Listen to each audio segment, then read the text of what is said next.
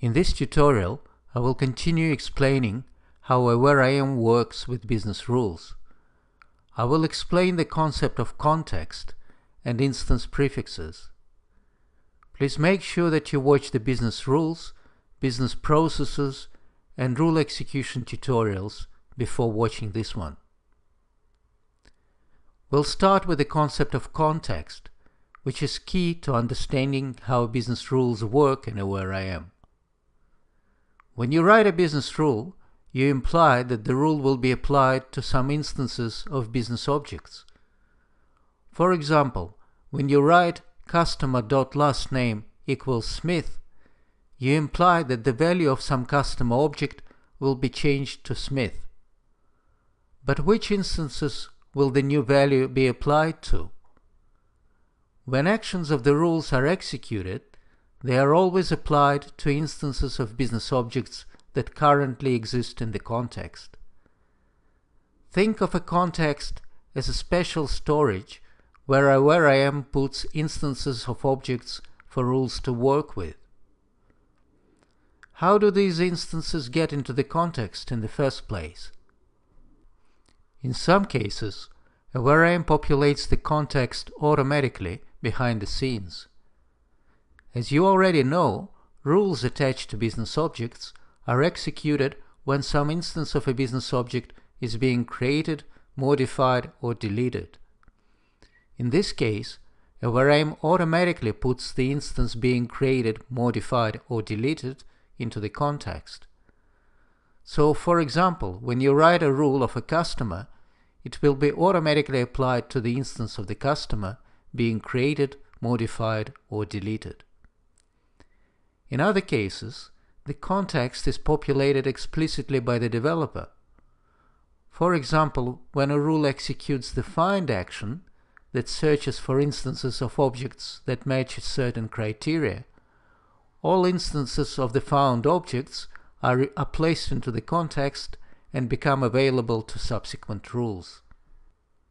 It is important to emphasize the difference between business rules attached to business objects and processes. Because rules attached to objects execute in no particular order, the context populated by actions only exists when the rule using the action is executing. So the context populated by actions is only available to subsequent actions in the same rule, but not to other rules of the object. In processes, however, the context populated by actions becomes available to all rules that follow the rule using the action.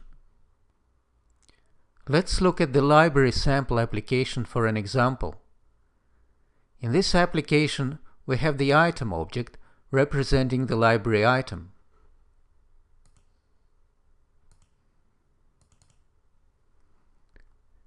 There is a rule attached to this object called current reservation. This rule determines current reservation when the reservations of the library item are changed.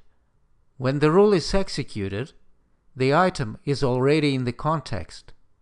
The rule finds the first waiting reservation and makes it current. The reservation found by the first action is available to the second action only, but it is not available to other rules of the item object. And now let's look at the process called test charge fee.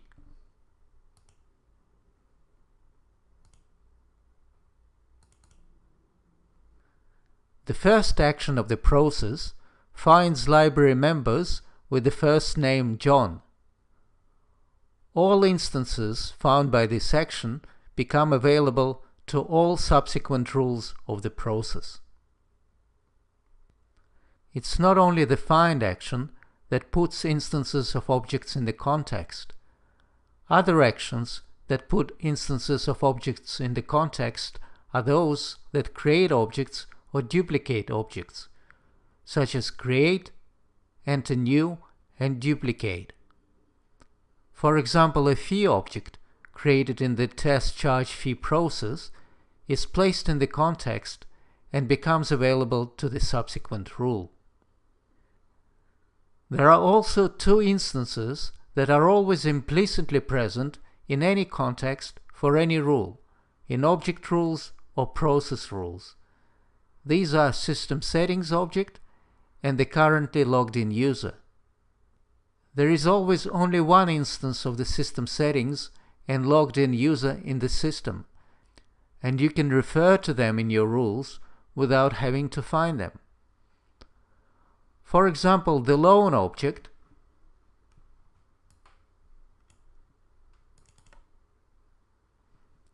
has the rule called total items validation. This rule uses system settings object, and it correctly assumes that this object is in the context. Or, if we look at the view member process,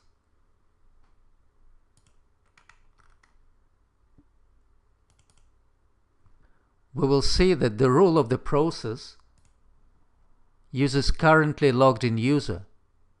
The rule uses the logged in prefix that I will explain a little later. You can use objects and contexts in your queries and even visual perspectives. Let's look at the CRM sample application for an example.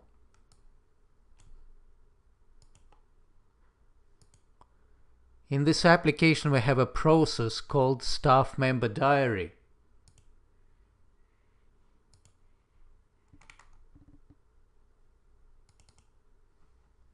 The process first creates the staff member param object and then displays the query. If we look at this query,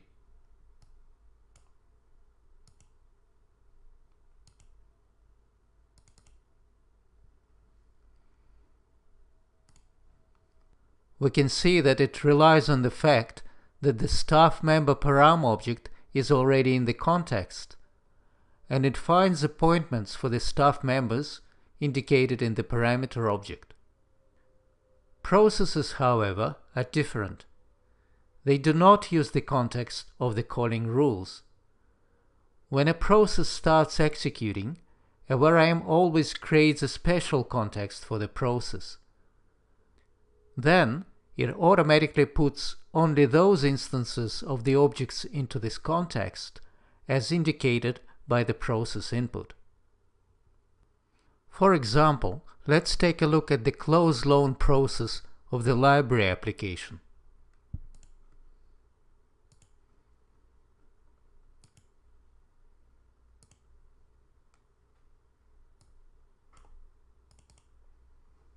Here we can see that the loan object is declared as input for this process. This process is called from another process with the name of test close loan.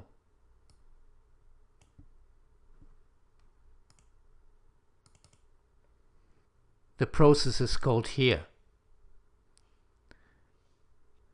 As you can see, the calling process finds the loan object before calling the close loan process.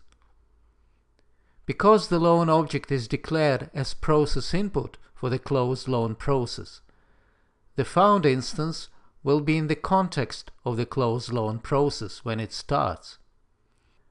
But the sub-process does not inherit the entire context of the calling process. The context of the calling process also contains the item object, because this object is declared as input of this process. But this object is not transferred into the context of the closed loan process, because it is not declared as input of this process. If the find action here finds more than one instance of the loan, the closed loan process will be called for each found instance independently. This is very important, and it is worth repeating again. If there are several instances of the object declared as process input in the context of the calling process, then, when the sub-process starts, its context does not contain all instances of the object present in the context of the calling process. Instead, the context of the sub-process contains only one instance, but the subprocess is called as many times as there are instances of the object in the calling process's context. So to recap important points about context of processes. The entire context of the calling process is not inherited. Only the objects declared as process input are placed in the context of the subprocess. If there are multiple instances of the object declared as process input for a subprocess in the context of the calling process, the subprocess is called as many times as there are instances of the object in the context. For each call, the context of the subprocess contains only one instance of the object declared as process input. Another time when a variable puts instances of the objects in the context is when the user invokes operations that start processes or run queries. For example, let's write a process that will duplicate a staff member in the CRM application.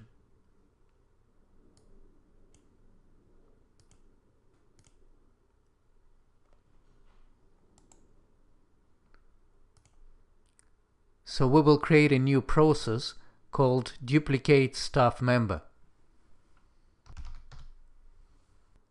Our process will assume that the staff member to duplicate is already in the context of the process. So we must declare the staff member object as input of the process.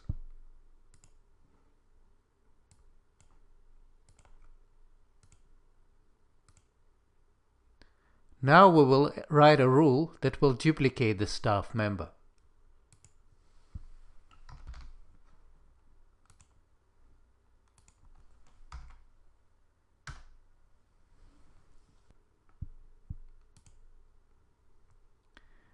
We have a query in the application that shows staff members.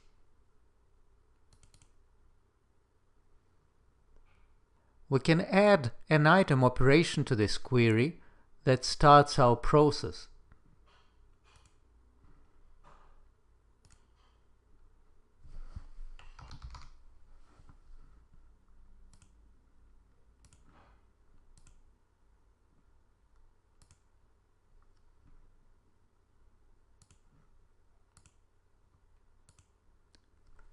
At runtime, a variable will automatically put the current staff member in the context of our process. Let's see this in action. So here I'm in the CRM sample application. So let's run the query to show staff members. And here I can see that each staff member has a button that runs our process. If I click the button next to Fred Wilson, for example, a variable will automatically put the record with Fred Wilson into the context of our process, and the record will be duplicated.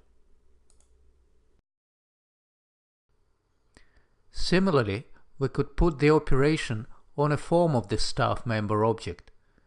At runtime, a variable would populate the context with the instance of the staff member whose form is being shown. Let's now talk about instance prefixes. What if there are two instances of the same object in the context, and we want to distinguish between these instances? For example, suppose that in our process that duplicates the staff member, we want to show a form of the duplicate straight away. By the time the duplicate action finishes its execution, there are two staff members in the context. The original one placed there by a variable automatically, and the duplicate created by the duplicate action. How do we tell the system to use the second instance of the staff member to view? You can use instance prefixes to distinguish between the instances in the context. Instance prefixes are specified before the name of the object. The first instance will be the instance specified in the process input. It can be referred to with the this prefix. The second one will be the duplicated one, and it can be referred to with the that prefix. So to view the second instance, we need a rule that looks like this.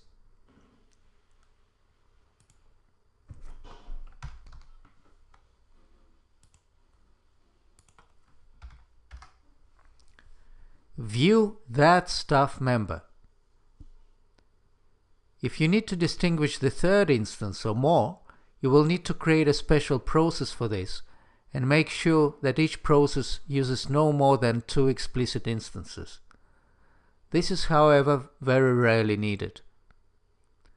There is also the other instance prefix, which can be used to refer to all instances of the object in the context other than the first one, or this instance.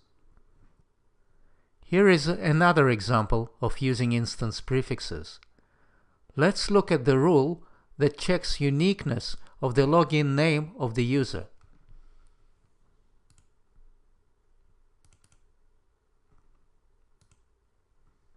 The rule needs to compare the login name of the current user, that is the user that is being created or modified, with login names of all other users in the system. It uses the aggregate expression exists to check all existing users. To distinguish between the existing users and the current user, the rule uses the this prefix to refer to the user in the context rather than the user in the system. Another example of using instance prefixes is the logged in user that I have already mentioned before. You can always refer to the currently logged in user by the logged in prefix, followed by the name of the user object or system user group. And another example of instance prefixes is when you use the was added to or was removed from conditions in your rules. Using was added to and was removed from is actually a great way to use business rules attached to the changes in some list represented by a multiple reference attribute. For example, let's look at the converted reservation rule attached to the reservation object in the library application.